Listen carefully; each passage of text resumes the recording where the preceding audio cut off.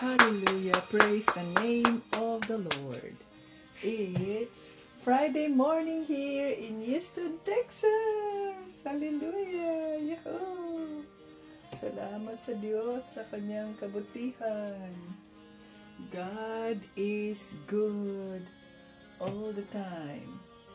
And all the time, God is good. Thank you, Lord, sa iyong kabutihan. Ngayon ay Biyernes. Salamat sa Diyos. Nakarao sa 4 na araw na pagtatrabaho, Lunes, Martes, Miyerkules, Huwebes. Ngayon ay Biyernes! Praise God! Napakabuti ng Diyos. Hallelujah. Sa kanyang kabutihan, sa kanyang kagalingan, Lord Jesus, thank you po. Thank you, Jesus. It's Friday morning here in Houston, Texas. Hallelujah. Hallelujah.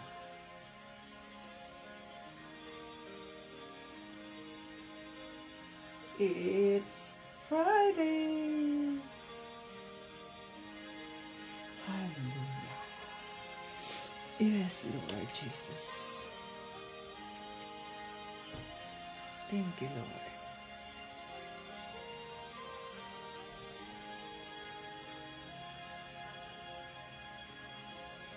Thank you, Jesus. Sa iyong kabutihan. Salamat po sa bawat araw na kami ay nagising. Kami ay nagpapasalamat sa inyo dahil sa inyo nalampasan namin ang mga pagsubok sa buhay. Kaya Panginoong Jesucristo, maraming salamat po maging sa iyong banal na Espiritu na nandyan, gumagabay sa amin. Thank you, Lord, sa iyong kabutihan. Thank you, Lord Jesus. Salamat po. Napakabuti mo, Panginoon Jesus. Oh, hallelujah. Ang batayan ng ating pananampalataya kay Panginoong Jesucristo. John 3:16. For God so loved the world that He gave His only begotten Son, that whosoever believe in Him will not perish but have everlasting life. Happy moments, praise God. Difficult moments, seek God. Quiet moments, worship God. Painful moments, trust God. And every moment, thank God! Hallelujah! Welcome dito sa ating live. Ating hangin. Ayan. Welcome, welcome. Ating hangin. Hangin is mainit, mga patingkisas. Mainit. Okay, welcome dito sa ating live. Ngayon ay Friday morning dito sa Houston, Texas. Praise God. At Friday na, mga ka-Team Jesus. So, eto na ang aking, sinuot ko na ulit ang aking evangelism t-shirt. Ang sabi ng Holy Spirit, lumulong sa akin kagabi, magsuot ka na ng iyong evangelism t-shirts. Ikaw ba yan, Holy Spirit? Magsuot ka na ng iyong evangelism t-shirt. Sabi ko, saan ko kaya yun na ilagay yung mga t-shirt na yun? Di ba, naalala nyo itong mga t-shirt na ito? Saan ko kaya nailagay yung mga t-shirt na yun? Sa dami ba naman ng aking mga damit at saka aking mga saan na yun? Saan ko kaya yun nailagay, Holy Spirit? Oh. Sabi niya na, sabi ko, okay, pag nakita ko yon na mabilisan, yon will mo yon na magsuot na ako ng, bawat araw magsuot na ako ng aking evangelism t-shirt. Paghanap ko, sabi niya, okay, go ahead. Naghanap na ako. Paghanap ko dito sa drawer, nandiyan lang pala. Nandito lang pala itong mga t-shirt na ito. Praise God. Hallelujah. So, okay, Holy Spirit, ito na ang aking suotin. Araw-araw ay nag-i-evangelize tayo sa ating mga susuoting damit. So, at pina-order pa niya ako, mag-order ka pa doon sa Amazon dahil mayroon ako doong gift card na $109. At ayun ang nangyari, mga ka-Team Jesus. Marami na akong mga evangelism t-shirt. So, itong ating t-shirt ay kahit na hindi yan nagsasalita, pero pag makita ito ng iba, makita ito, ano na siya, yun na mismo ang nagsasabi, ang nag-evangelize, mga ka-Team Jesus, sa sino mang nakakakita sa atin. Kaya sabi niya, suotin mo ang iyong evangelism t-shirt. So, ayan. Kaya mayroon tayong evangelism t-shirt. Yung mga t-shirts natin ay puro Word of God na magpapaalala sa atin, sa sino paman, sa kabutihan ng Diyos sa mga buhay natin. Hallelujah. So, God is good all the time. So, ang ating Word of God, ang ating evangelism t-shirt ngayon ay ang Fruit of the Spirit. Ayon, ang Fruit of the Spirit, mga ka-Team Jesus, na huwag nating kalimutan ang Fruit of the Spirit. Kasi, yung Fruit of the Spirit, yan yung magpapaalala sa atin na tayo ay namumuhay ayon sa Espiritu ng ating Panginoong Hesukristo at hindi sa Espiritu ng demonyo. So, ang fruit of the Spirit. So, mayroon tayong 9 na fruit of the Spirit, mga ka-Team Jesus. Ayun ang huwag nating kalimutan. Para bawat araw, pag mayroong temptation, fruit of the Spirit. Temptation na to be angry, no? Temptation na magchismis, temptation na manira ng kapwa, temptation na kung ano, manloko ng kapwa, fruit of the Spirit. Temptation na maging agresibo, temptation na gusto na kaagad, ngayon na. Fruit of the Spirit. Hallelujah. So, napakabuti ng Panginoong Hesus at ito ngayon, ito na ang aking mga susuotin. Ang lahat ay nasa purple. At uulit-ulitin ko lang to, diba? So, hindi na ako mag-isip, Lord, ano naman ang suotin ko sa linggong ito, Lord? Ayan, ang dami pang mga pinrovide ang Panginoon ng mga damit. But sabi niya, use your evangelism t-shirt. Praise God. Hallelujah. Napakabuti ng ating Panginoong Jesucristo. So, ayan, nakikita nyo ba yung fruit of the Spirit dyan sa harap ko? Fruit of the Spirit. Nakikita nyo yan? Fruit of the Spirit. Anong yung kalagay dyan? Mayroong kindness, self-control, gentleness, faithfulness, patience, kindness, goodness, peace, joy, love. So yan ang ating ipaalala sa ating mga sarili. God is good all the time. And all the time, God is good. So, welcome dito sa Team Jesus School of Faith Daily Bible Study. So, ang ating Bible Study, Daily Bible Study ay mula Lunes hanggang Biyernes lang. So, ngayon ang huli nating araw sa linggong ito sa Bible Study natin. At ang susunod natin ay ang weekly Bible Study para sa ganoon na hindi tayo ma-redundant o kaya doble ba sa isang araw. Sabado, doble. No? So, isa lang. So, yung ating weekly Bible study at umaga na natin yung gagawin dahil mas convenient sa inyo ang umaga, lalo na kung malayo ang inyong mga pinanggagalingan, kami na ang bahala dito. Kung kailangan na Sabado lang ako available, hindi Biyernes, dahil mayroon tayong weekly Bible study. At yan ang ating ministry, hallelujah, ng ating Panginoong Hesukristo. So magpuri tayo sa ating Panginoon. Ngayon ay July 18, 2025. At ano na ngayon, no? Biyernes ng umaga. Welcome, Facebook joiners, Facebook viewers, YouTube viewers. Ito si Tita Vits, ang lingkod ng ating Panginoong Hesukristo. Hallelujah. So tayo ay magpuri. Bakit purple ang ating motif, mga Ka-Team Jesus? Sapagkat ang purple ay royalty at tayo bilang mga anak ng Diyos, ang ating dugo ay royal ang ating dugo. Ibig sabihin nun, we are the daughter of the King, the sons of the King.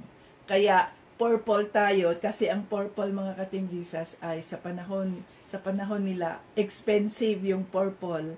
It only belongs, it only affordable to the royal people. Ayan, so kaya tayo ay purple ang ating motif. Hallelujah. Praise the Lord. Tayo ay mga anak ng Diyos. Magpuri tayo.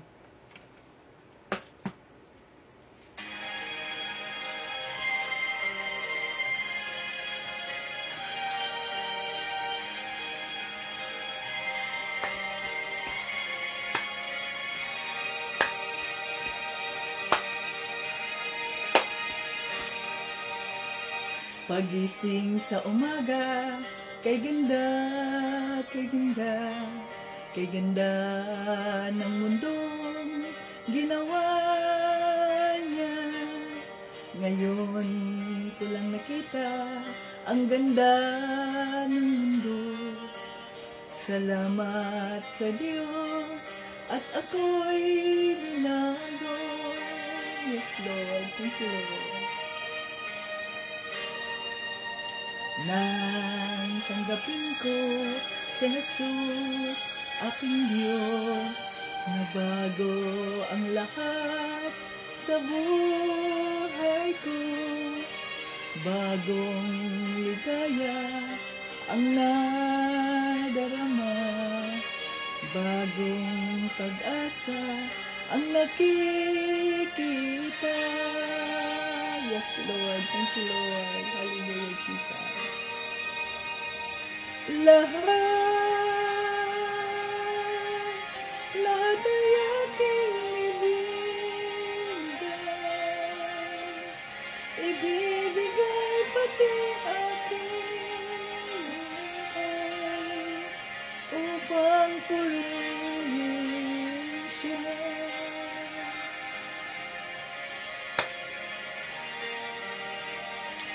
Lahat ay aking ibibigay pati aking buhay upang purihin siya. Hallelujah. Thank you, Lord Jesus.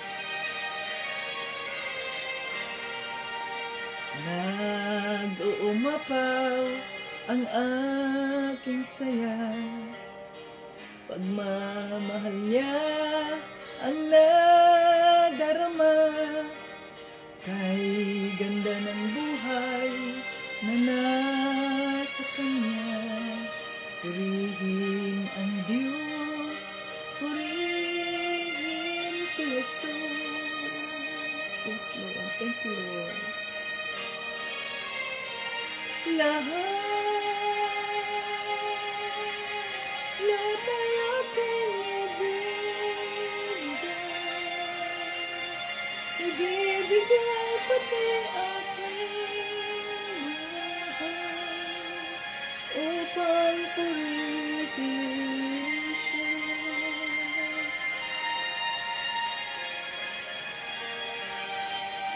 Lahat ay aking ibibigay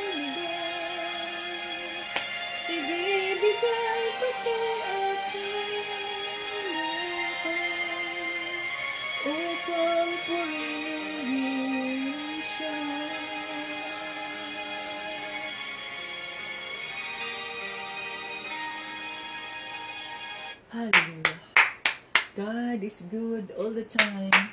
And all the time, God is good. Yes, Father God. Masigabong palakpak para sa inyo po dahil ikaw ang Diyos na buhay sa pamamagitan ng iyong anak na si Panginoong Hesukristo, ang aming Diyos, ang aming tagapagligtas. Hallelujah. Maraming salamat po dahil nakaraos kami sa ilang araw, Lunes, Martes, Miyerkules, Huwebes. Kahit na naman po ang mga pagsubok na aming pinagdaanan, Panginoong Hesus, maraming salamat sapagkat nandiyan ka at gumagabay sa amin. Oh, hallelujah. God is good all the time, and all the time, God is good. Salamat po. Kami ay nagpapakumbaba sa trono ng iyong kaawaan. Kinikilala namin na wala kaming magagawa kung wala ka. So, kailangan ka namin, Panginoong Hesukristo. Kailangan ka namin sa mga buhay namin, Lord Jesus. Anayaan mo ang iyong banal na Espiritu, ang aming maging gabay. Linisin mo ang aming mga isipan, ang aming mga puso. Gawin mo kaming karapat-dapat sa trono ng iyong kaawaan. Patawarin mo kami sa aming mga nagawang kasalanan at rebuke us. Convict our hearts kung ano man po ang mga kasalanang nagawa namin upang sa ganun po ay ma-confess namin sa inyo at mabago nyo kami, Panginoong Hesus, at hindi po kami maiwanan sa panahon na ikaw ay kukunin mo na ang iyong mga mananampalataya sa pamamagitan ng darating na rapture. O hallelujah. Gawin mo kaming banal sa iyong harapan, Panginoong Hesukristo. Hallelujah. At pinapatawad namin ang mga taong nagkasala sa amin, Lord. Ikaw ang magbibigay sa amin ng strength, ng lakas upang magawa naming patawarin ang mga taong nanira sa amin, ang mga taong nanloko sa amin, ang mga taong gumawa ng kasamaan sa amin, Lord God. We speak blessing, we speak forgiveness to our enemies. We pray for them, Father God, nakatagpuin mo rin sila nang sa ganoon ay sila rin ay makaranas sa iyong kaawaan at sa iyong pagmamahal kagaya ng naranasan namin. Oh, hallelujah. Yes, Lord, hallelujah. We welcome your Holy Spirit in our midst. Sabi mo sa mga salita, 2 or 3 gathered in your name, you are in our midst. Oh, hallelujah. We welcome the Holy Spirit. Come, Holy Spirit, I need you now. I need your anointing, come in your power. I love you, Holy Spirit.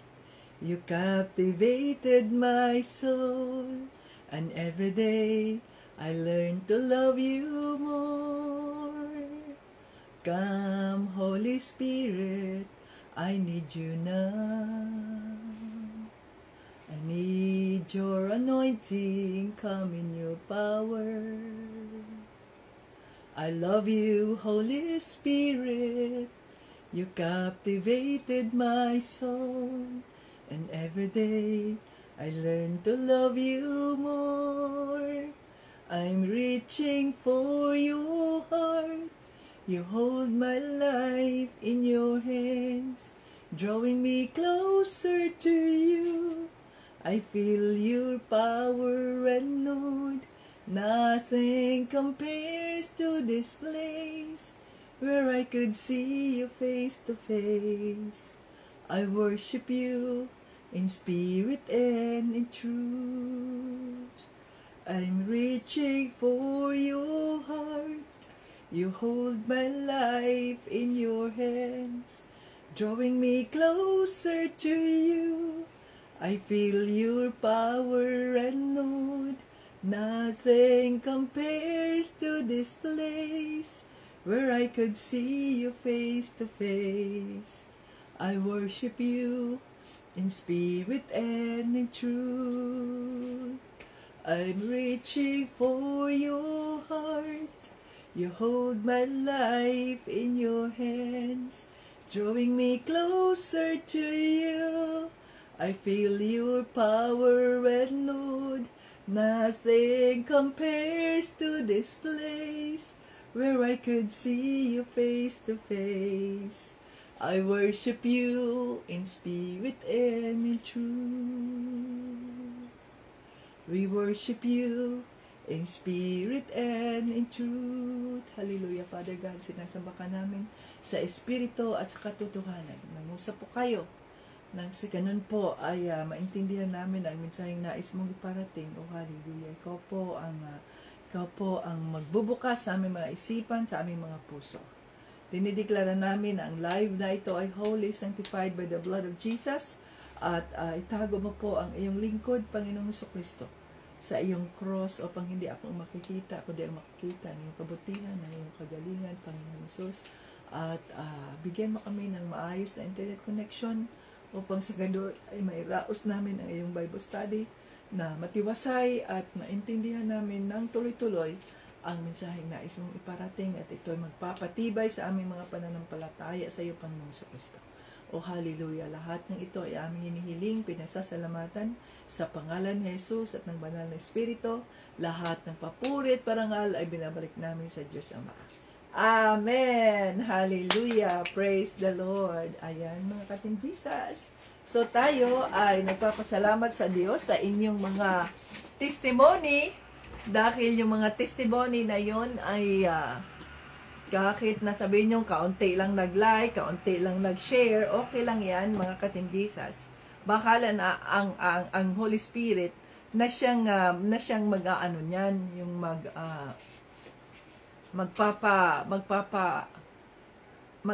magpapadala ba doon sa excuse me, sa mga taong nangangailangan ng mensahe na yun. Pabayaan lang natin na ang Holy Spirit. Ang atin, we did our part. Kayo, you did your part. So, ang Diyos ang magpapala sa inyo sapagkat ibinahagi ninyo ang inyong mga testimony at hindi kayo nahihiya na humarap sa camera. Salamat sa Diyos dyan.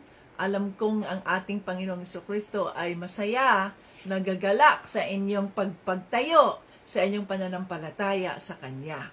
So, pagkatapos ng Bible study na ito, ay diretso na tayo sa ating raffle draw, mga katim Jesus. So, every Friday na ang ating raffle draw. Kaya, sino yung napili noong nakaraang araw, nakaraang linggo? Ngayong linggo pala, sino ang napili ngayong linggo? Si Brother Jumar. Kaya, dapat ay wag ninyong kaligtaan na ipagpapalain si Brother Jumar upang sa ganoon ay pagpapalain kayo ng Diyos. Anong sabi doon kay Melchizedek? Melchizedek, di ba? Pinagpapala niya si Abraham. Mas mataas ang nagpapala kaysa nakakatanggap. Kaya mas piliin nating magpala, magbigay, mga kating Jesus, na puno ng kagalakan kaysa sa tayo ang nakakatanggap. At kung tayo nakakatanggap, ay magkaroon din tayo ng pagbabahagi ng mga pagpapala na yun upang ang mga pagpapalang ito ay hindi siya napuputol, kundi ito ay nagpapatuloy. So, pinagdadasal natin ang kalooban ng ating Panginoong Jesucristo diyan sa Leyte chapter, sapagkat nag-message sa akin si Brother Sandy na siya ay pinagdadasal nila na sila ang gagamitin, ang pamilya nila ang gagamitin ng ating Panginoong Jesucristo diyan sa Leyte chapter sa Team Jesus House of Refuge, Comfort and Healing. So sinabi ko na yan kay Tito Brian at sabi ni Tito Brian, praise God, ipagdasal natin si Brother Sandy at si Sister Lisa at ang kanyang pamilya. Kung ito man ay kalooban ng ating Panginoong Jesucristo, ay ating mapag-umpisahan ang House of Refuge diyan sa Leyte sa pamamagitan ng kanilang pamamahay, mga katim Jesus. To God be the glory, no? The Lord willing. Oh, hallelujah. At sa ating raffle draw, mga katim Jesus, Sharon, pwede bang, magkano ba kaya Sharon ang itong ganitong t-shirt siya? Mayroon bang mga ganitong t-shirt dyan na pwede nating ma-order siya? Kung magkano ba yan Sharon para sa ganoon? Ang ating kung sino man yung mapili ba Sharon? Mapili. Mayroon ba yan siya? Magkano ba yan? Mahal ba yan? Tingnan mo nga kung affordable siya ay Bili tayo niyan, Sharon. Bawat raffle draw natin, bawat linggo ay isama natin yon sa ating, kung sino ang mapili ba. Kung sino ang mapili, ay bigyan din natin siya ng t-shirt Sharon, na mayroong evangelism. Para sa ganoon, yun ang susuotin niya at makapag-evangelize siya sa pamamagitan ng kanyang t-shirt. So i-check mo kung ito ba ay affordable para masama natin sa budget natin siya simula sa linggong ito. Ayan, so linggong ito kung sino ang mapili. So padalhan din natin siya ng t-shirt na evangelism, Sharon, no? God willing. Okay, so dito tayo sa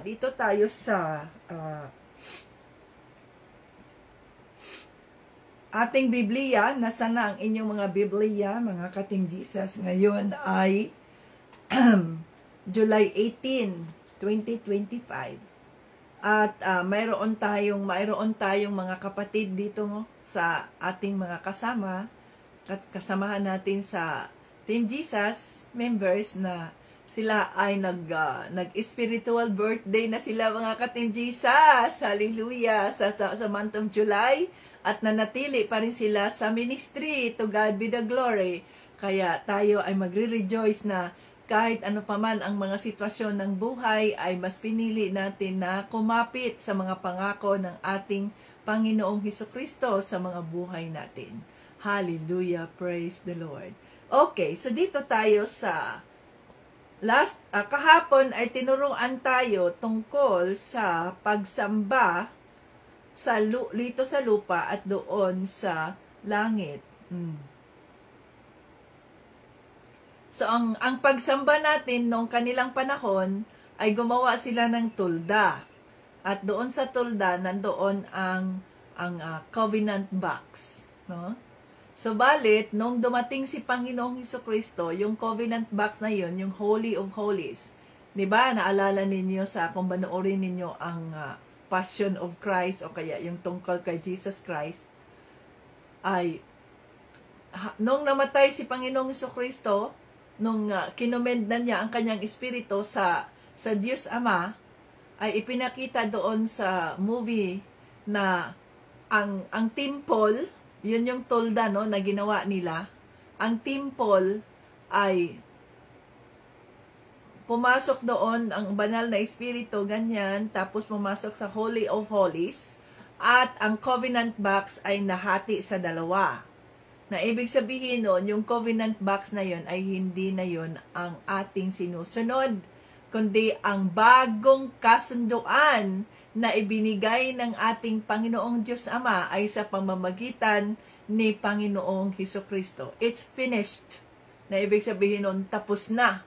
Ang kailangan lamang ng tao ay kung maniwala siya sa ating Panginoong Hesukristo, tanggapin niya bilang Diyos at tagapagligtas, no? Mag-repent siya, humingi siya ng kapatawaran sa kanyang mga kasalanan, tanggapin niya si Panginoong Hesukristo, talikuran ang kanyang mga kasalanan, magpabaptismo siya sa tubig, at lakaran niya, no, ang kanyang pananampalataya kay Panginoong Hesukristo sa araw-araw ng buhay niya. Yan na ang ating bagong kasunduan. Ang kasunduang sinabi ni Panginoong Hesukristo, mahalin mo ang Diyos higit kaninuman, at mahalin mo ang iyong kapwa kagaya ng pagmamahal mo sa sarili mo. Hallelujah. Okay, so dito na tayo, mga ka-Team Jesus, sa karugtong ng chapter 9, Hebrews chapter 9, verses 15 to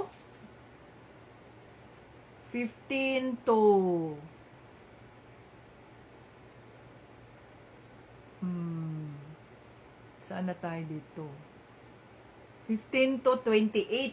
Ayan, 15 to 28 ang ating gagawin. 15 to 28.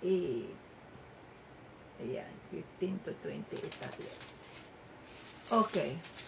So, basahin na natin. Nasaan ang inyong mga Biblia? At to God be the glory. Congratulations sa mga nakakuha na ng kanilang mga Biblia. Binigyan kayo ng Holy Spirit ng inyong Biblia. Na ibig sabihin nun, You deserve it, kaya basahin natin ang ating mga Biblia araw-araw, i-review natin ang ating pinag-uusapan, no? Para mas lalo tayong mapatibay sa ating pananampalataya kay Panginoong Hesukristo. O hallelujah, dito tayo. Kaya si Kristo ang ginawang tagapamagitan sa atin at sa Diyos sa bagong kasunduan. Sapagkat sa pamamagitan ng kanyang kamatayan, tinubos niya ang mga taong lumabag sa unang kasunduan. Dahil dito, matatanggap ng mga tinawag ng Diyos ang walang hanggang pagpapala na ipinangako niya. Maihahalin tulad ito sa isang huling testamento na kailangang mapatunayan na namatay na ang gumawa nito. Dahil wala itong bisa habang nabubuhay pa siya. Nagkakabisa lang ang isang testamento kapag namatay na ang gumawa nito. Kaya maging ang unang kasunduan ay kinakailangang pagtibayin sa pamamagitan ng dugo. Sapagkat nang ipahayag ni Moises ang kautusan sa mga tao, kumuha siya ng dugo ng mga guyat kambing at hinaluan ng tubig. Isinawsaw niya rito ang balahibo ng tupa na kinulaya ng pula na nakatali sa sanga ng aysupo. Pagkatapos, winisikan niya ang aklat ng kautusan at ang mga tao. At sinabi niya, ito ang dugong nagpapatibay sa kasunduang ibinigay at ipinatupad sa inyo ng Diyos. Winisikan din niya ng dugo ang tuldang sambahan at ang lahat ng bagay doon na ginagamit sa pagsamba. Ayon sa kautusan, nililinis sa pamamagitan ng dugo ang halos lahat ng bagay na ginagamit sa pagsamba. At kung walang pagbubuhos ng dugo bilang handog sa Diyos, wala ring kapatawaran ng mga kasalanan. 23. Kaya kailangang linisin sa pamamagitan ng ganitong paraan ng paghahandog ang mga bagay sa sambahang ito na larawan lang ng mga bagay na nasa langit. Pero, nangangailangan ng mas mabuting handog ang mga bagay na nasa langit, sapagkat hindi pumasok si Kristo sa isang banal na lugar na gawa ng tao at larawan lang ng mga bagay na nasa langit, kundi sa langit mismo. Siya ngayon ay namamagitan para sa atin sa harap ng Diyos. Ang punong pari ng mga Hudyo ay pumapasok sa pinakabanal na lugar bawat taon na may dalang dugo ng hayop. Ngunit si Kristo ay minsan lamang naghandog ng kanyang sarili at hindi na niya ito inuulit-ulit pa. Dahil kung kailangang ulit-ulitin, maraming beses sanang nagdusa si Kristo mula pa nang likhain ang mundo. Pero minsan lamang siyang naparito sa mundo para alisin ang mga kasalanan natin sa pamamagitan ng paghandog ng kanyang sarili. Ginawa niya ito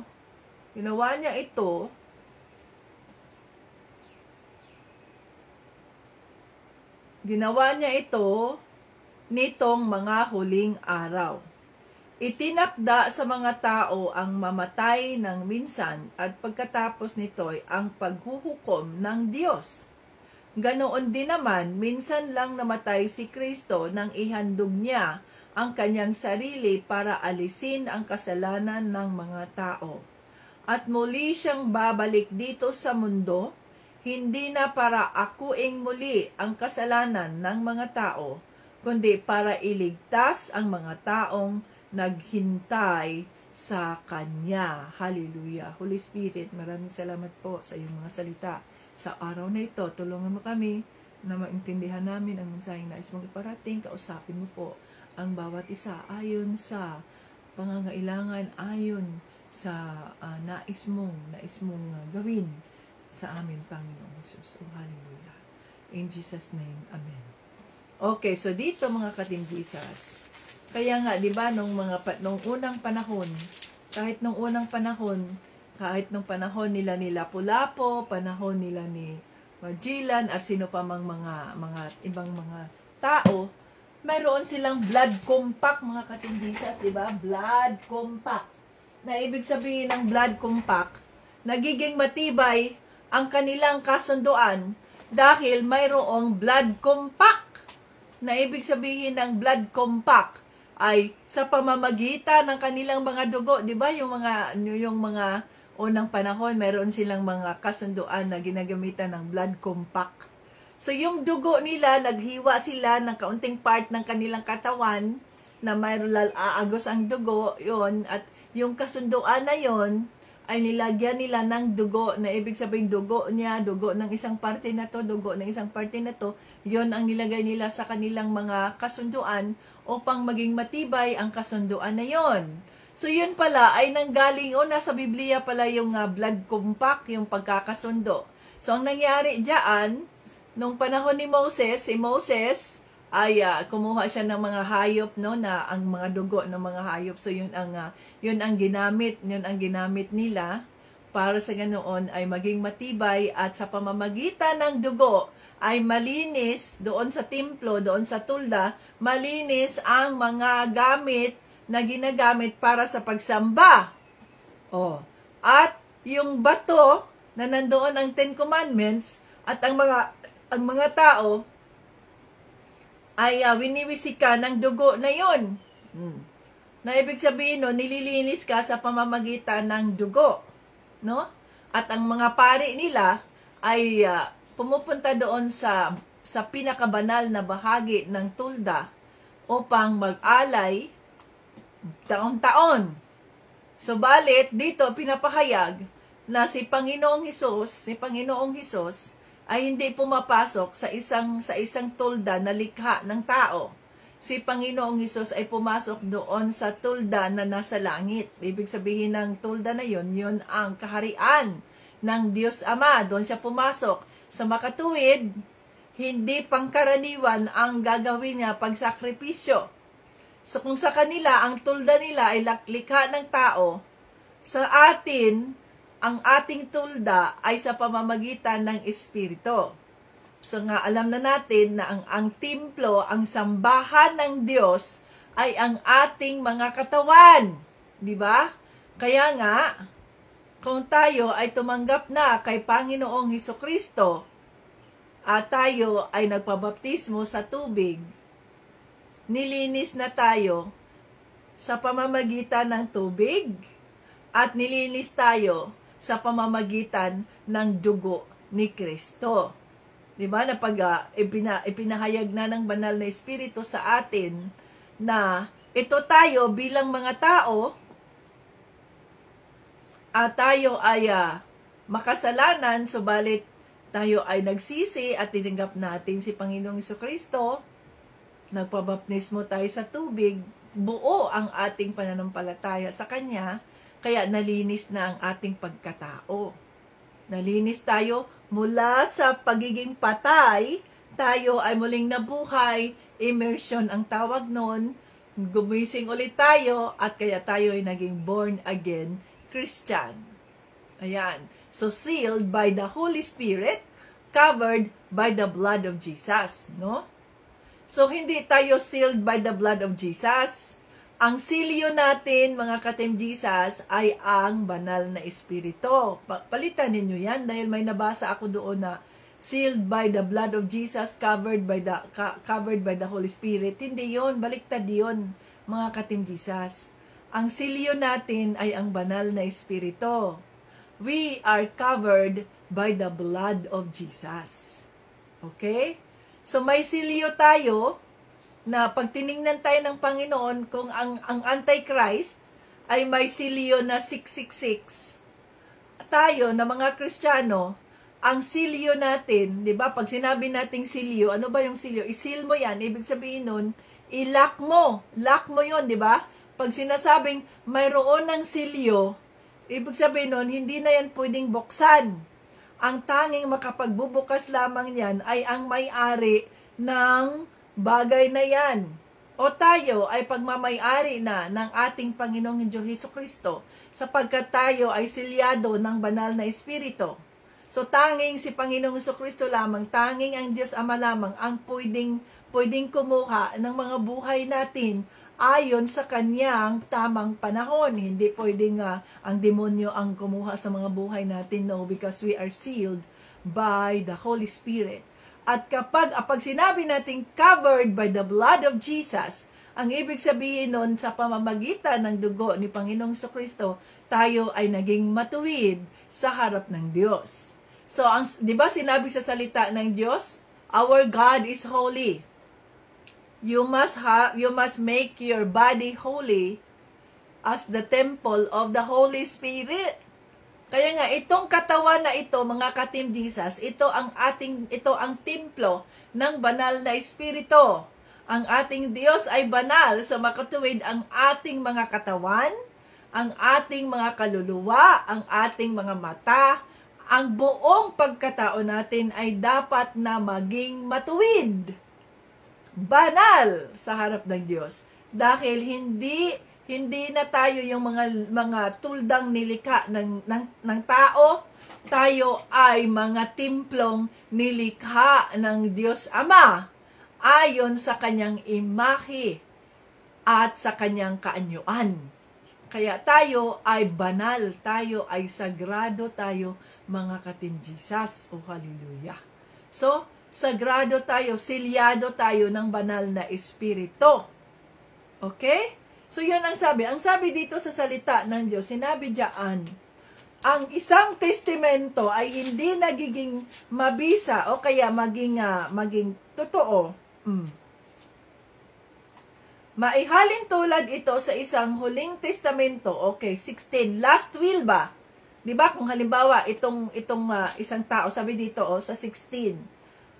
Hebreo 9 verse 16. Maihahalin tulad ito sa isang huling testamento na kailangang mapatunayan na namatay na ang gumawa nito dahil wala itong bisa habang nabubuhay pa siya.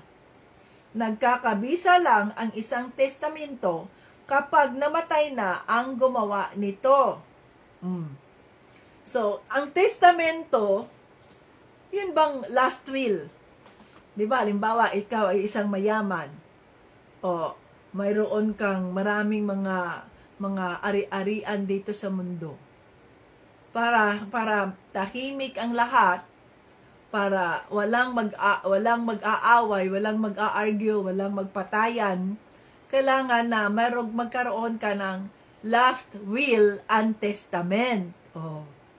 Yan ang pakahulugan ng testamento. So, huling testamento, yung last will mo, ano ba ang last mong gustong mangyari kung ikaw ay mamatay na? So, mayroon doong sinasabi na, kung ako ay patay na, nais kong ibigay ang isang kalahating nito sa aking anak na si ganyan. Ang bahay ay ibigay ko kay ganito. Ang ganyan ay ibigay ko. Ang aking negosyo, ang aking mga sasakyan ay ipapamana ko kay ganito, kay ganito, kay ganito, kay ganito, kay ganyan. Yan ang last will and testament. O nakikita nandito sa kasulatan. Napakabuti talaga ng Diyos, no? Kung pinag-aaralan kasi natin ang Bible bit by bit ba, no, series to series, slowly but surely, ay nakikita natin, napapatunayan natin na lahat ng bagay dito sa mundo, lahat ng ating mga kailangan ay nandito sa Biblia. Hallelujah. So, doon sinusulat mo sa last will and testament na ito ay ganito, ito ay ganyan, ito ay ganon, ito ay ganito, ito ay ganyan, ito ay ganito. Ganyan, no? Sa last will and testament. Ngayon, hindi yan magiging mabisa ang last will and testament hanggat mapatunayan na ang gumawa nito ay patay na. Ang gumawa nito ay patay na. So, kailangan na ang may-ari ng last will and testament ay mamatay muna.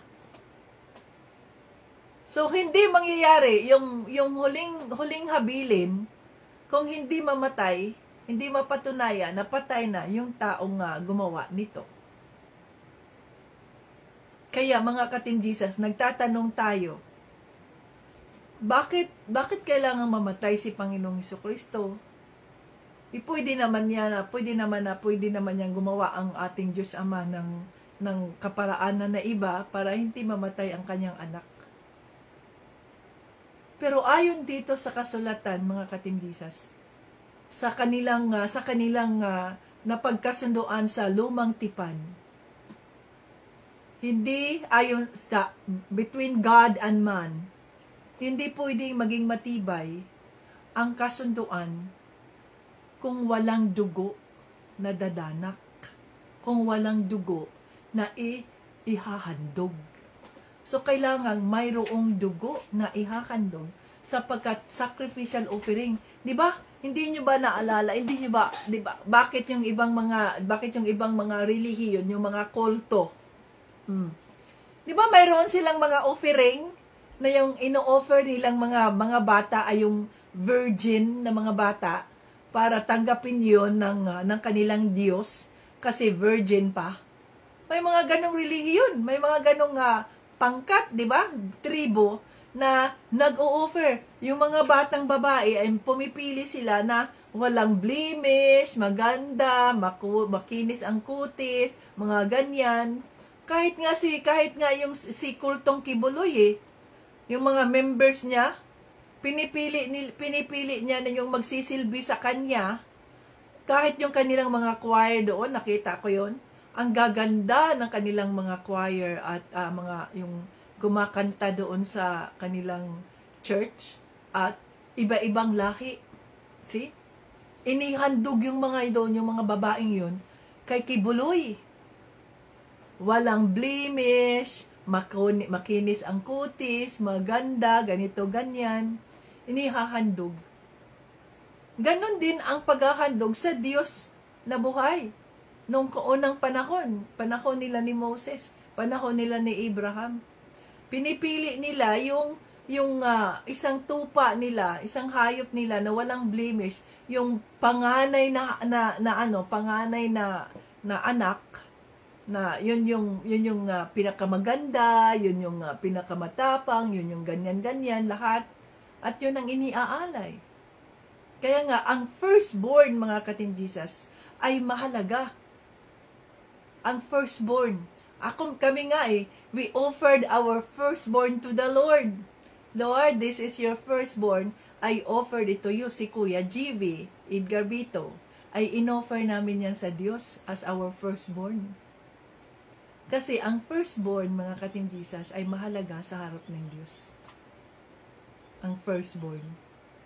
No? So yun ang sabihin nating inoffer, may sa pamamagitan ng dugo. Kaya nagtatanong tayo, bakit si Panginoong Jesucristo kailangan talagang mamatay, kailangan talagang iula yung dugo niya, ialay. Kasi yun nga, hindi maging matibay ang kasunduan hanggat hindi mamatay itong taong naggumawa ng kasunduan na ito. At hindi naging matibay ang sumpaan, ang kasunduan, kung walang dugo na siyang nagpapatibay sa kasunduan na yan. Ngayon, ang ating Panginoong Diyos Ama ay tapat. Ang ating Panginoong Diyos Ama ay totoo sa kanyang mga pangako. At nandoon ang demonyo na magsasabi sa kanya, oh, totoo ba yung mga pangako mo? Paano ba yan mailigtas ang mga tao? Paano mailigtas ang sanlibutan kung walang dugo na ihahandog?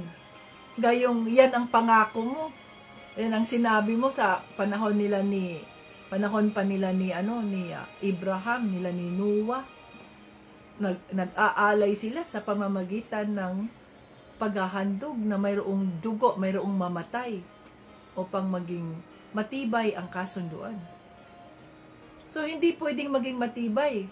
So, yun ang maaring nag-usap sila ng ng spirit ng ni Satanas, kagaya ng ginawa nila doon, ginawa ng Diyos Ama at ni Satanas sa buhay ni Job, no? Na nagtanong ang Diyos Ama kay Satanas, saan ka nang galing? Ay, doon ako sa mundo. Nag-ikot-ikot ako sa mundo, nagtingin-tingin lang ako, ganun. Oh. Hindi mo ba nakita yung aking servant na si Job? Sabi ng Diyos Ama, hindi mo ba nakita yung aking servant na si Job? Siya ay matapat sa akin. Sabi naman ni Satanas, matapat lang yan sa iyo kasi binibigyan mo ng lahat ng pangangailangan niya. Binibless mo yan kaya matapat yan sa iyo. O tingnan nga natin kung tanggalan mo yan lahat ng ari-arian niya, tingnan nga natin kung sasamba pa ba yan sa iyo? Popuri pa ba yan sa iyo? O di ba? Ganon. So nag-uusap sila. Nasa Biblia yun So maring nag-usap din sila o paano maging matibay yung iyong kasunduan. Kasi sa panahon ni Noah, nung matapos na yung flood, 'di ba, yung flood. At mayroon na yung uwak, hindi ang uwak kundi yung dove. Ang dove ay nakakita na ng mga punong kahoy. Ang utos ni Noah, lumabas ka, maghanap ka ng puno, kumuha ka ng isang ng puno, part doon, na nagpapatibay na ang mundo ay may mga buhay na sa mundo. So, kasi yung uwak, ang unang pinalabas, yung uwak, may kwento nga yan na ang uwak dati, hindi yan itim ang uwak. Dati, ang uwak ay puti rin, kagaya sa dove. Kaya lang, nung una siyang inutosan ni Noah na lumabas ka, pinalabas siya, lumabas ka at tingnan mo ang mundo, kung ang mundo ay, mayroon na bang nabuhay na mga puno. Yan. Hindi na bumalik si uwak, kasi, kinain niya na siya doon, natukso siya doon sa maraming mga patay. Patay na hayop, patay na tao. Natukso siya doon. Hindi na siya nakabalik kasi kumain ng mga patay na hayop, patay na mga tao doon. Samantalang, nawala man si uwak, hindi man bumalik. So si Dab, ang kalapati, ang pinalabas at sabi, okay, maghanap ka doon ng puno at kumuha ka ng parte ng puno na nagpapatibay na ang mundo ay buhay na ulit, nawala ng tubig, mayroon ng mga tumubong mga tanim. So yon, pumunta ang dove, lumabas, at bumalik agad ang dove na may dala na siyang part ng puno, yun, yung sanga, na mayroong mga dahon, na ibig sabihin nun, okay, livable na naman ang mundo, kaya doon sila sa isang mataarok na bundok, doon sila pumatong yung arka na yon. At binuksan na ni Noah yung arka, nakita nila na maliwanag na ulit ang mundo. At ang sabi ng Diyos Ama, gumawa ka ng tulda, gumawa ka ng altar, at mag-alay ka sa akin. Kaya yun, kailangan ang pag-aalay ay mayroong dugo. No? Mayroong dugo. So yon, nag-alay, pumili si Noah ng matabang tupa. Ayan ang kanyang inalay sa Diyos. Kaya hindi pwedeng magkaroon ng hindi pwedeng maging matibay ang isang kasunduan kung walang pag-aalay ng dugo. So, anong gagawin ng Diyos? Gayong, ang pag-aalay ng mga punong pare, ang pag-aalay ng mga tao ay hindi perpekto. Nag-aalay sila kasi nagkamali sila, nagkasala, kaya nagkamali ako, I will going to alay itong mga kung ano lang ang ma-afford nila, yung mga mahihirap ay mga kalapati lang, di ba? Pero yung mga mayayaman, so mayroon silang baka, mayroon silang kung ano-anong may afford nila bilang pag-aalay nila. At yun ay yung dugo ng mga hayop na yun ang magpapalinis sa kanila. Subalit, ang dugo na yun ay hindi perpekto. Palagi, paulit-ulit na nag-aalay, paulit-ulit na nag-aalay. Dahil paulit-ulit rin ang kasalanan, paulit-ulit rin ang kasalanan, paulit-ulit na nag-aalay. Kaya hindi siya perpekto, sabi ng Diyos Ama. Hindi perpekto, hindi tama, may kulang ang kanyang kasunduan na nangyari sa lumang tipan. Kaya ano ang kanyang gagawin? Kasi mahal na mahal niya ang kanyang mga nilikhang tao. Nilikha niya yun ayon sa kanyang himahi at ayon sa kanyang kaanyuan, in His image and likeness. Kaya mahal niya ang tao. Anong gagawin niya?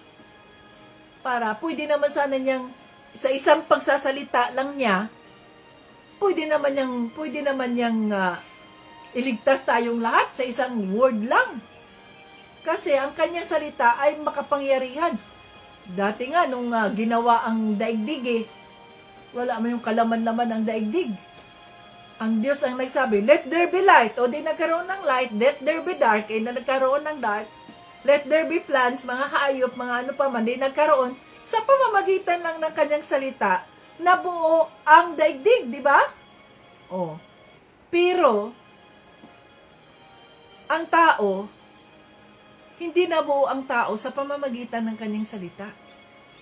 Naintindihan natin yun? Precious ang tao Hindi naman sinabi doon sa Biblia. Okay, tao, let there be man.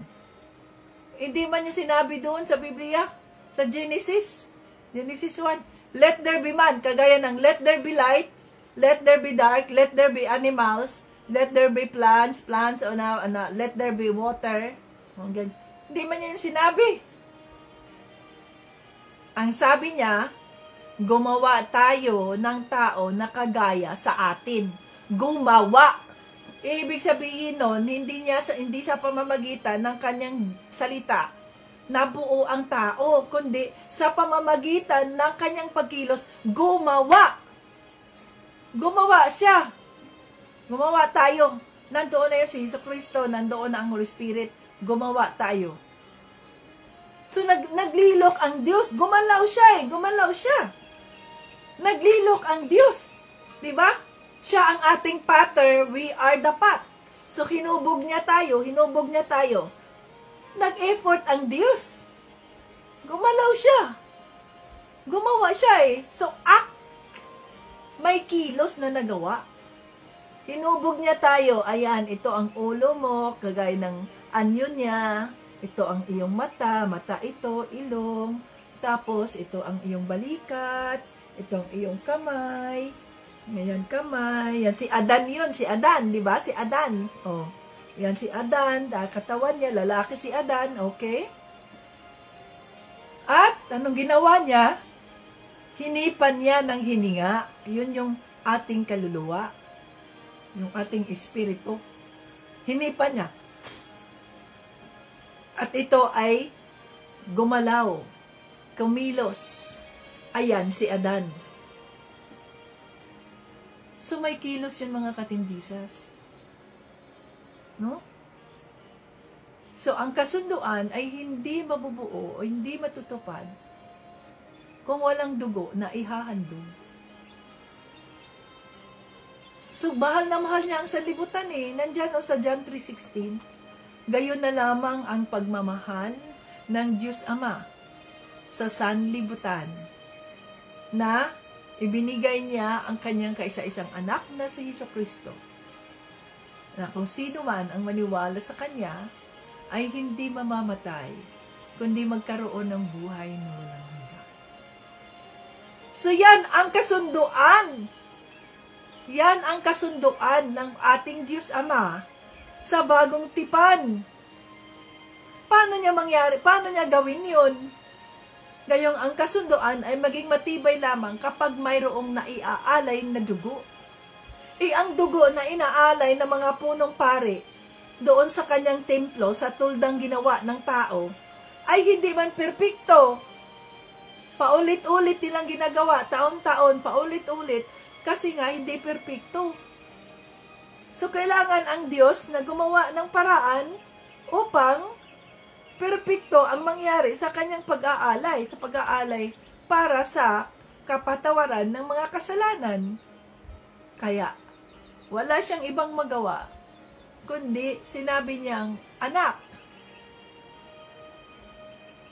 magpakatawang tao ka.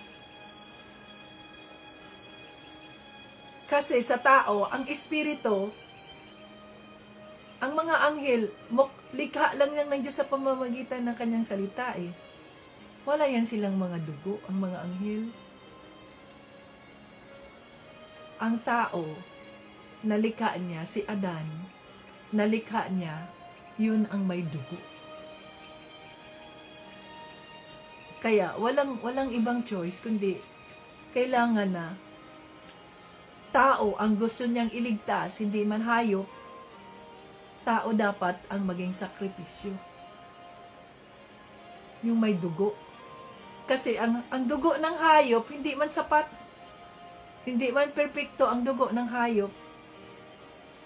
So, tao ang gusto niyang iligtas, tao ang dapat na magsakripisyo.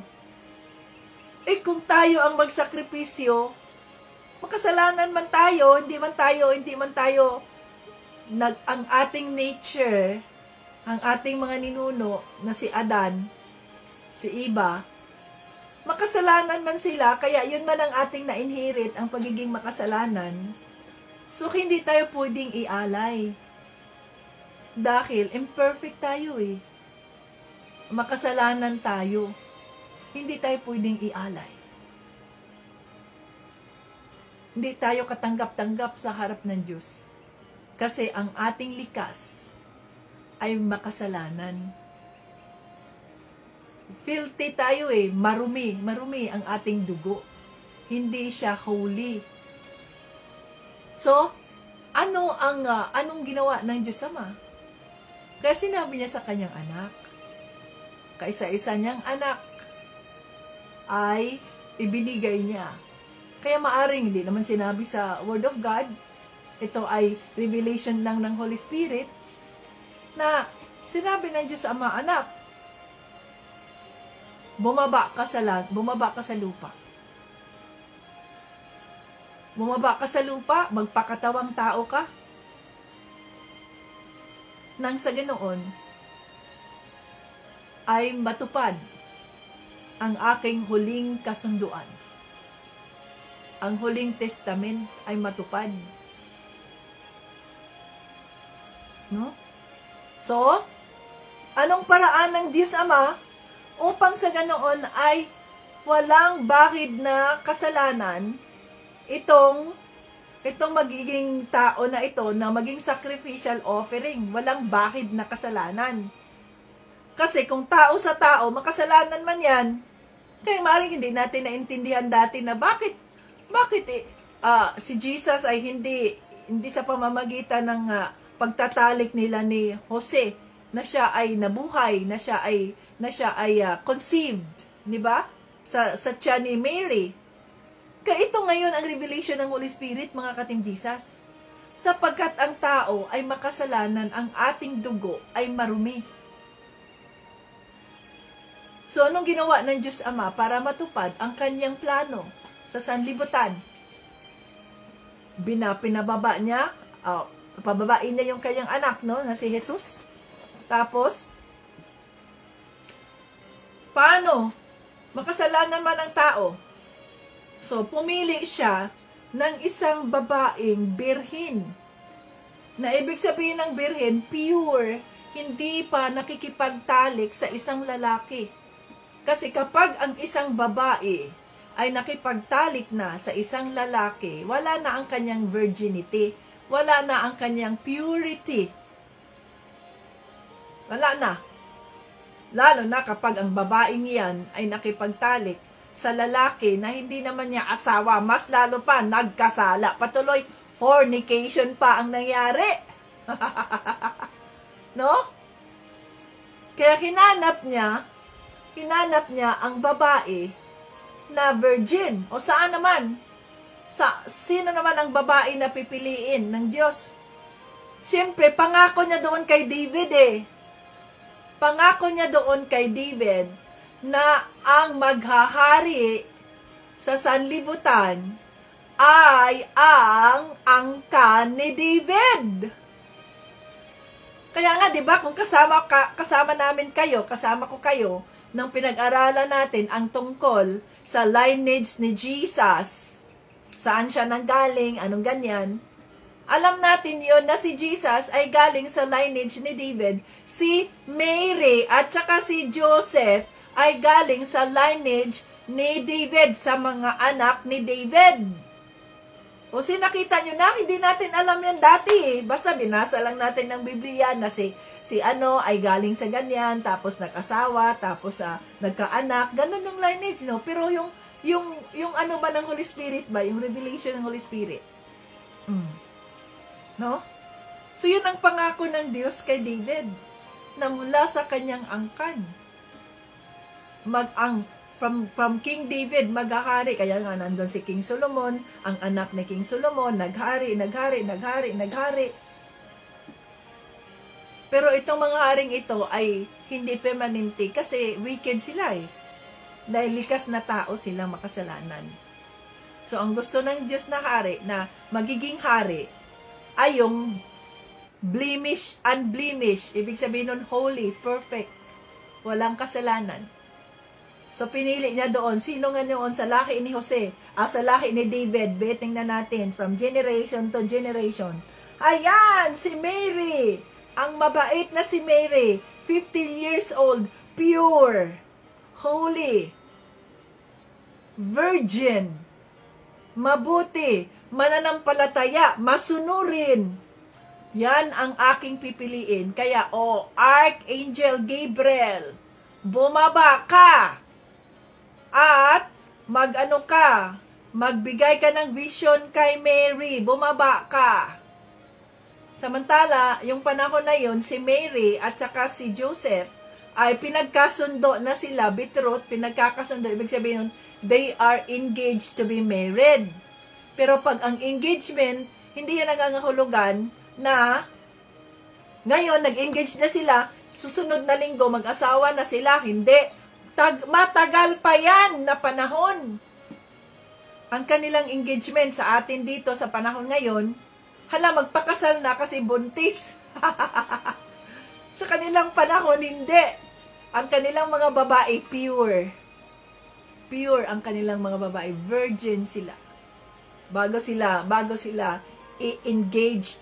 Na ibig sabihin nun, sa mahabang panahon, sila ay pag-aaralan mo na nila ang kanilang mga pag-uugali, na ganito siya, ganyan siya, para pag sila ipinakasal, wala nang no turning back ang pagkakasal niyan. Kasi matagal na kayo nagkakilala, engaged na kayo, ito ang ugali ko, ito ugali niya, tanggap mo siya. Pero ngayon, wala nobyo-nobyo lang kayo dyan, nabuntis kayo dyan, o di magpakasal kasi nabuntis na. Yun ang batayan magpakasal na kasi nabuntis na. No? Pero si Mary, no. Kaya, yun ang pinili ng Diyos. Okay, bumaba ka, Archangel. Si Archangel Gabriel, siya ang pinakamataas na anghel pagkatapos kay Satanas. Kasi si Lucifer, nag-reveal din man, si Lucifer ang highest archangel Pag sinabi nating archangel, the highest, yan siya. Wala na si Lucifer, nag-reveal din. So si Archangel ang bumaba. Archangel, bumaba ka. Kausapin mo si Mary. Kaya si Mary, nung siya humiga, tapos may vision, Mary, nakita niya yung ilaw, ganyan, Mary, ikaw, blessed are you among women, diba ganyan?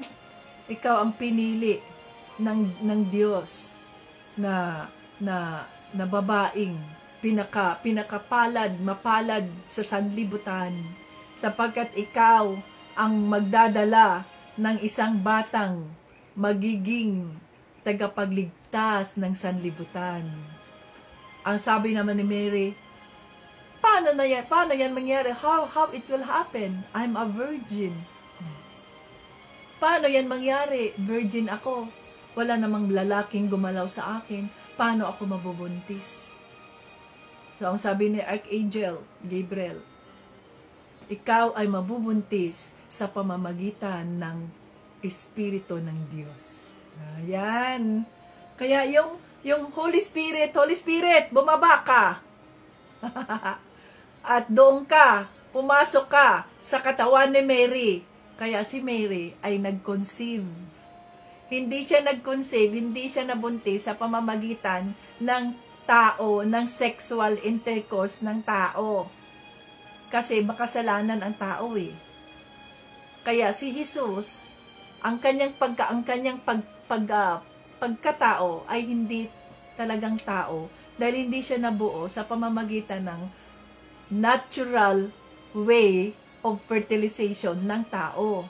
Between the union of egg cell and the union of sperm cell, kung science tayo science tayo. So kapag nagkaroon na ng union, 'di ba? Nagkasundo na ang mature egg cell ng babae ay nandoon yan sa kanyang fallopian tube na kung saan naghihintayan sila every day, every month. Mayroon tayong mature egg cell ang babae, naghihintayan diyan na mayroong blessed, no, na sperm cell na makapasok at makapag-fertilize sa kanya.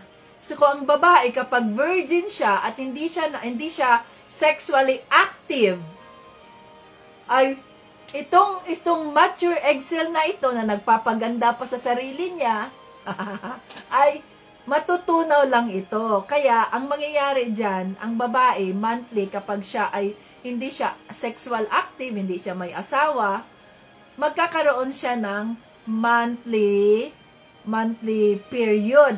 So, yun ang dahilan kung bakit mayroon tayong, ang mga babae ay mayroong monthly period kapag walang na-fertilize na mature egg cell.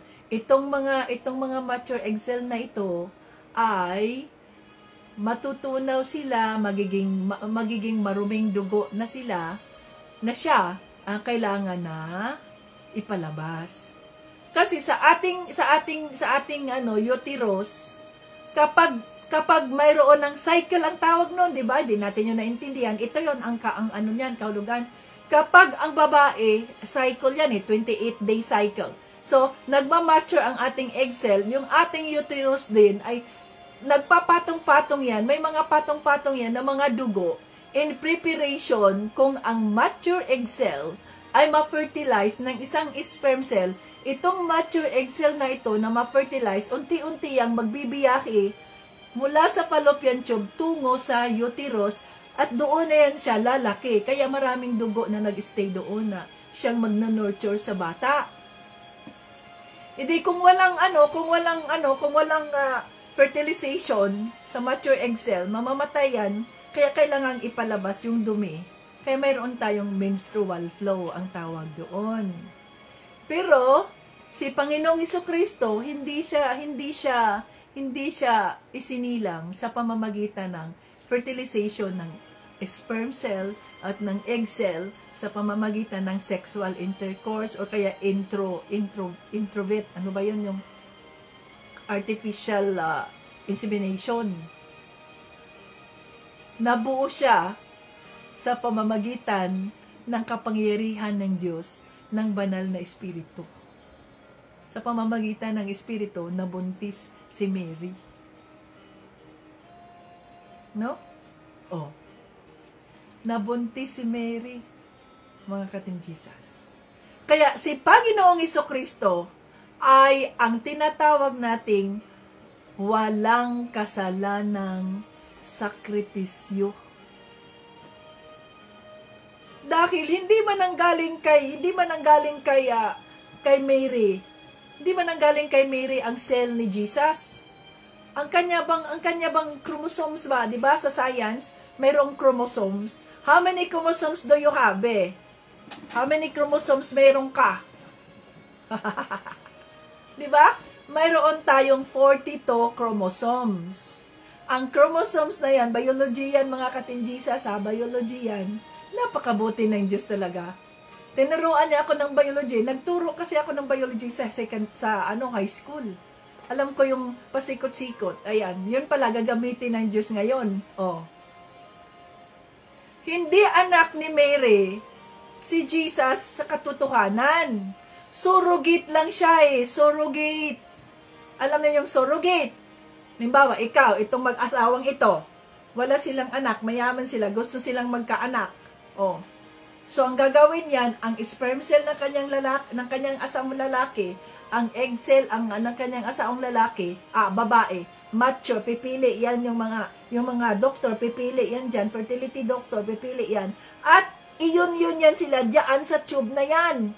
Ma-fertilize yan, pag na-fertilize na yung egg na yan, yung isang surrogate na nanay, na babae, na healthy, na ganyan, no, kayang mag-carry ng baby sa kanyang tiyan, ipapasok yung fertilized egg na yan sensitively doon sa kanyang uterus at kailangan na i-implant yung na yan, fertilized egg na yan at siya, yung babae yun, hindi siya pwedeng gumalaw, hindi siya pwedeng, nakahiga lang yan siya for 6 months or 3 months para ma-implant yung na yan.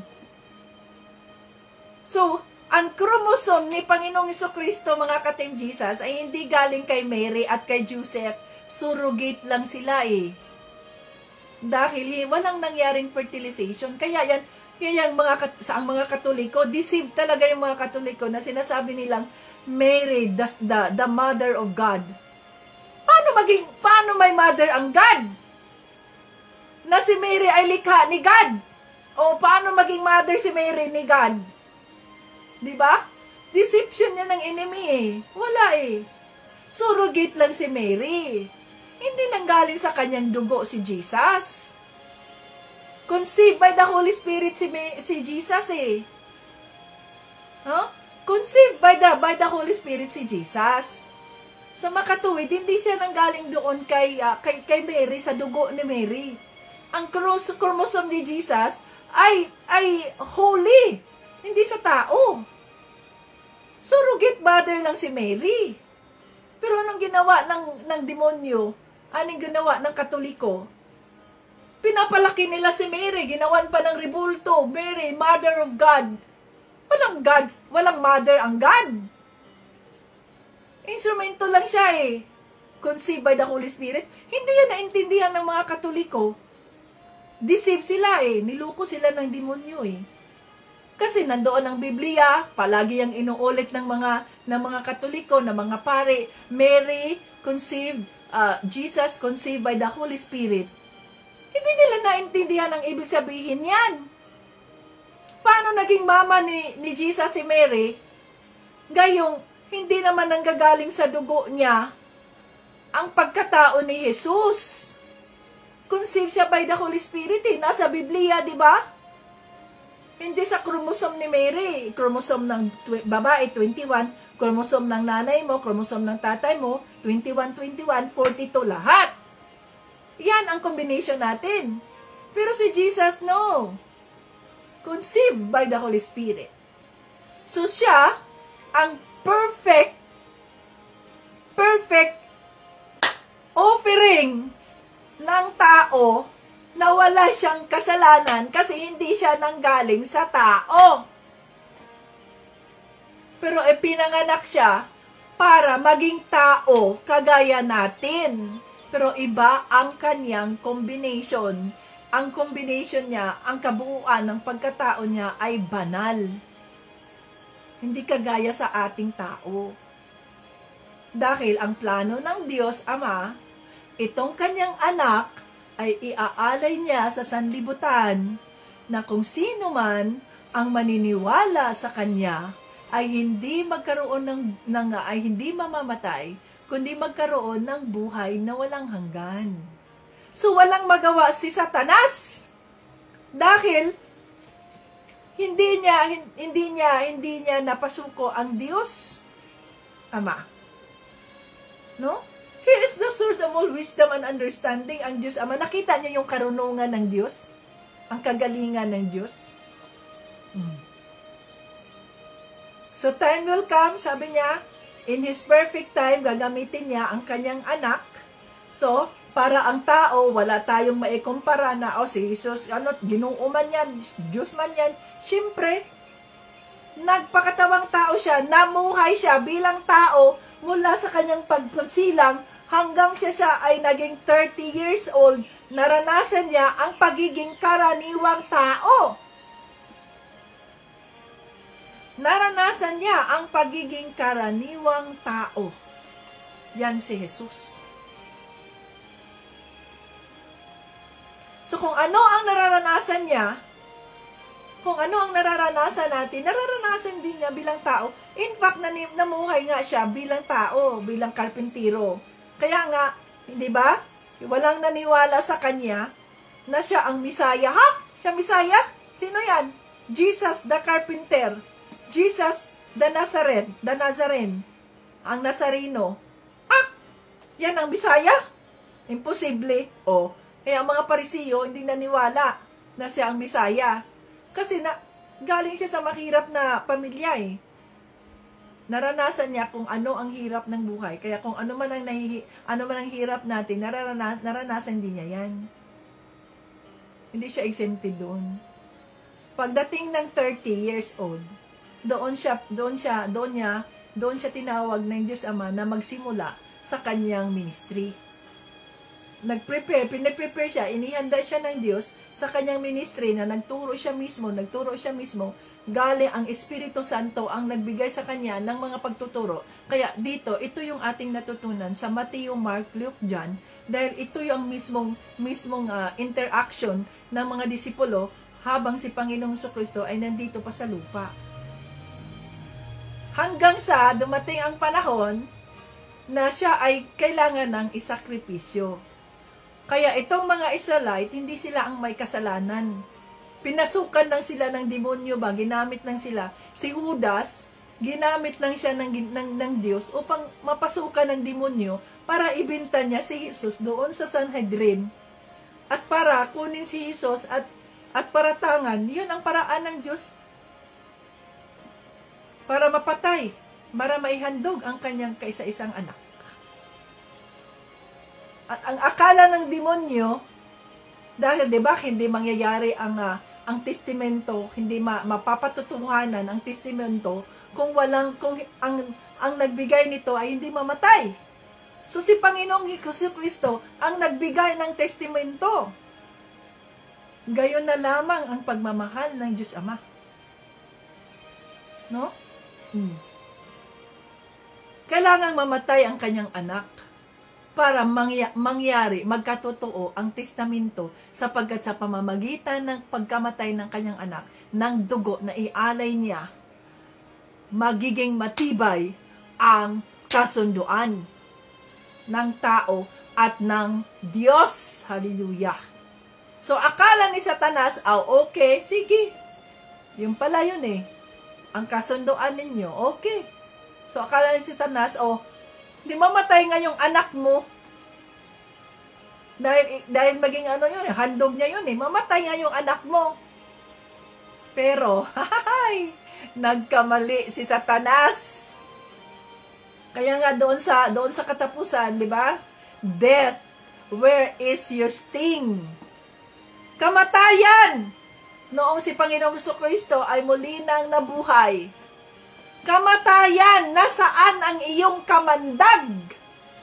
Kasi si Satanas, siya ang kamatayan. At tayo ay mamamatay physically nang dahil sa ating mga kasalanan.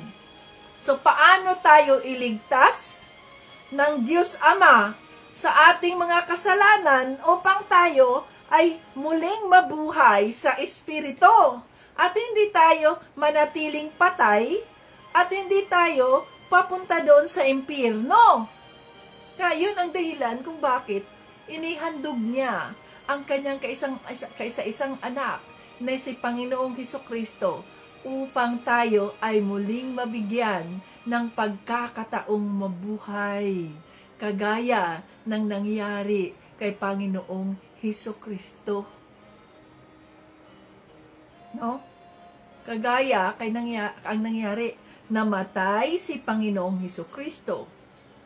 Subalit, hindi siya nanatiling patay. Siya ay muling nabuhay. Pagkatapos, muling mabuhay sa ikatlong araw, siya ay muling nabuhay. So yung mensahe ng Holy Spirit sa akin kaninang umaga sa aking devotion, andyan, sinabi niya dito, oh. Pinost ko yan sa aking Facebook. Yung mensahe ng Holy Spirit. Sabi dito, oh. Sabi dito, oh.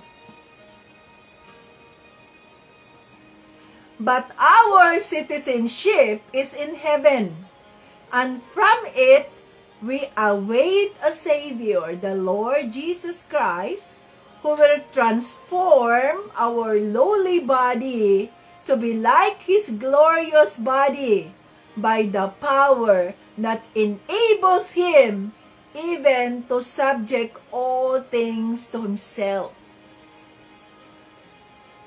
Oh.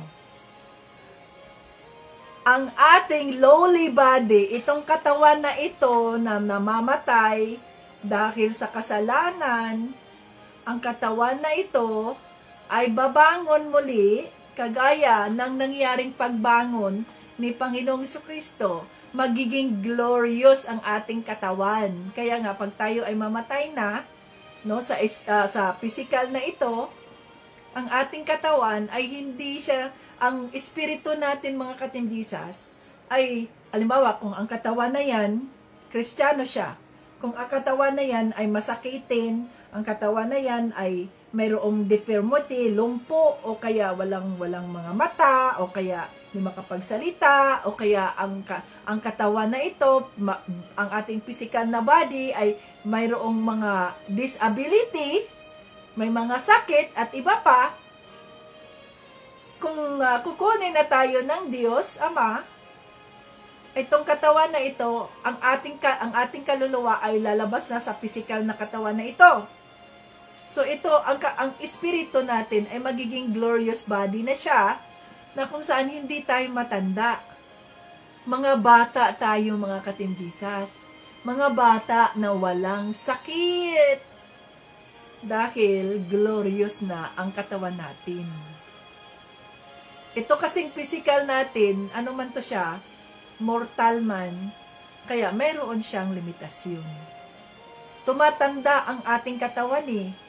Kaya natural lang na kung hindi natin to iniingatan, of course, nadanasin natin yung resulta ng pag-aabuso natin sa ating katawan, kasi ang ating katawan ay para ring makina. No, hindi na alagaan, hindi na ingatan ang ating katawan. Pero kapag tayo ay nasa espiritu na ng Diyos, glorious na ang katawan natin. Hallelujah. So, naintindihan ba natin ang mensahe na nais iparating ng banal na espiritu sa atin? Naging buo ba? Naging malinaw na ba sa atin na kung bakit gayon yun pala ang sinasabi sa John 3:16, yun pala ang kabuuan yan, at kung bakit hindi tayo naniniwala na si Mary ay ang anak, ay ang ina ni Jesus, na hindi tayo naniniwala na Mary is the mother of God. Hindi tayo naniniwala niyan. Yun ang paliwanag eh. Ang mga Katoliko na naniniwala na Mary is the mother of God, at mayroon pa silang malalaking mga dibulto, kawawa sila eh. They are deceived by the enemy. Yan ay maling pagtuturo yan eh. False doctrine yan, mga ka-Team Jesus. False doctrine. At kung kayo ay naniniwala pa rin hanggang ngayon na si Mary ay ina ni Jesus, that is a false doctrine.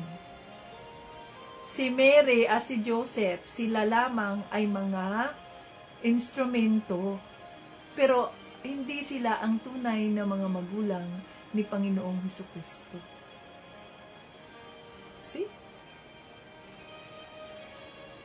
So ngayon na alam na ninyo ang katotohanan at nagpakabulag, nagpakabingi pa rin kayo, nasa sa inyo na yan.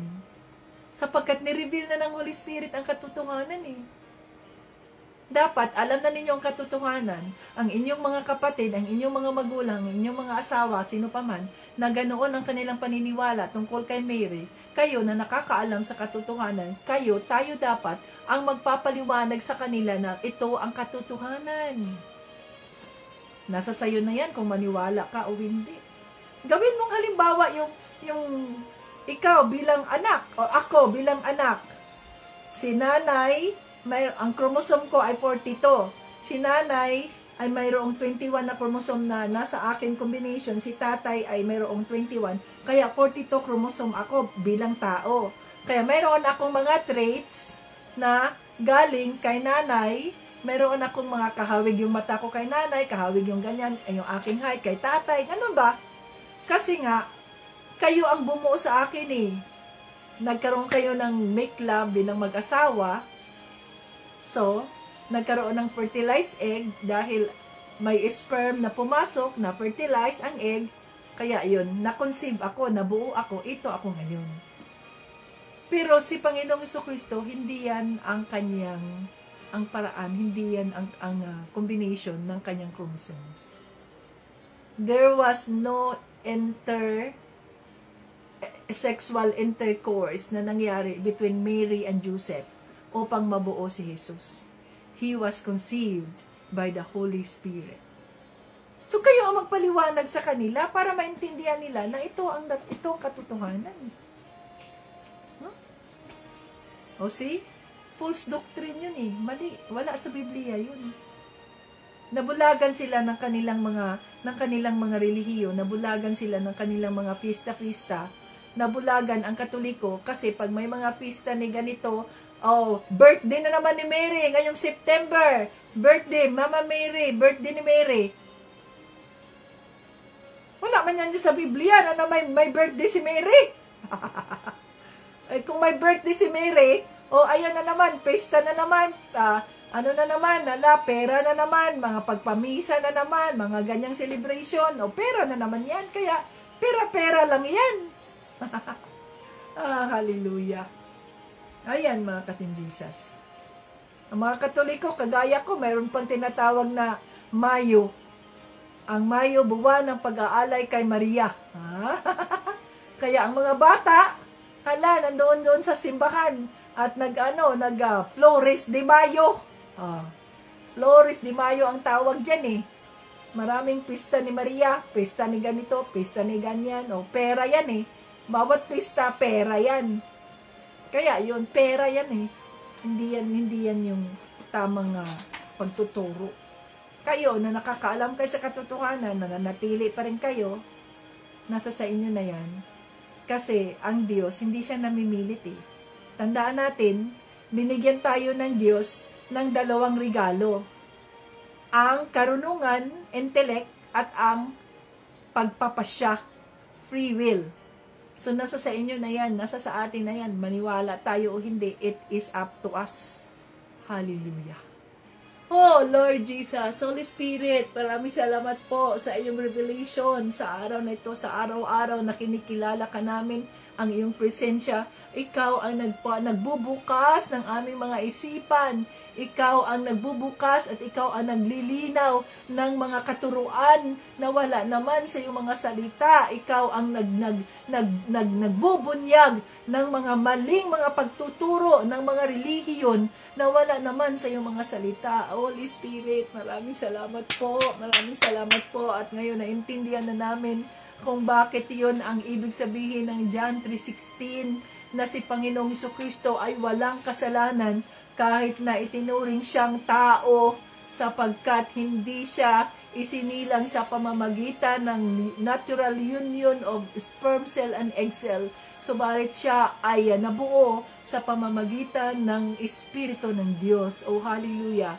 Kaya siya ay walang kasalanan. Hallelujah! Maraming salamat po. Banal na Espiritu, sa pagbigay mo ng iyong revelation na maintindihan namin ang plano ng Diyos.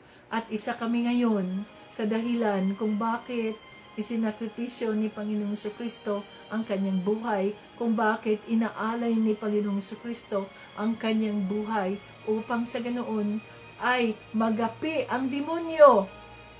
Na kung kami ay naniwala kay Panginoong Jesucristo, tinanggap namin siya bilang aming Diyos at tagapagligtas, tinalikuran namin ang aming mga kasalanan, nagpabaptismo kami sa tubig, siliyado kami sa banal na Espiritu, at kami ay nababalutan ng dugo ni Kristo. Sa makatuwid kami na ngayon ay naging matuwid sa harap ng Diyos Ama. Oh, hallelujah!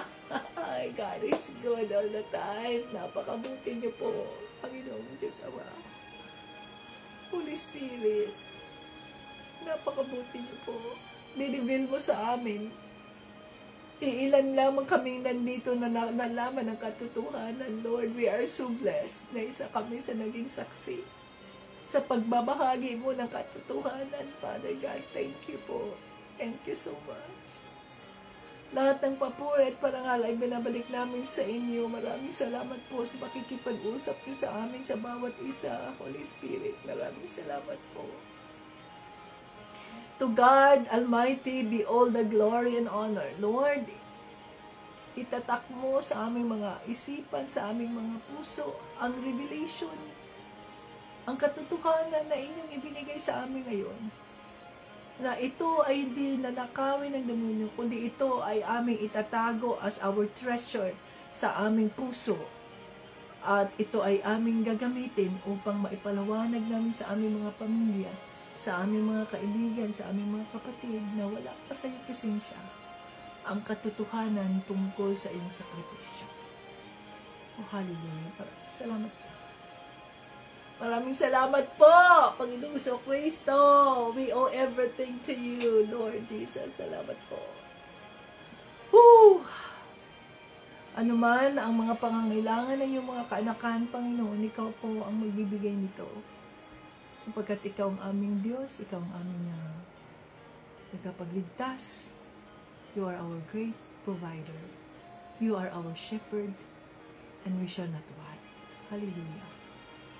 Patuloy ka, Panginoon, na manahan sa aming mga puso, banal na Espiritu. Andito ang aming mga katawan. Gawin mo kaming banal upang kami ay maging karapat-dapat na kagamitan upang sa pagsamba sa Diyos Ama.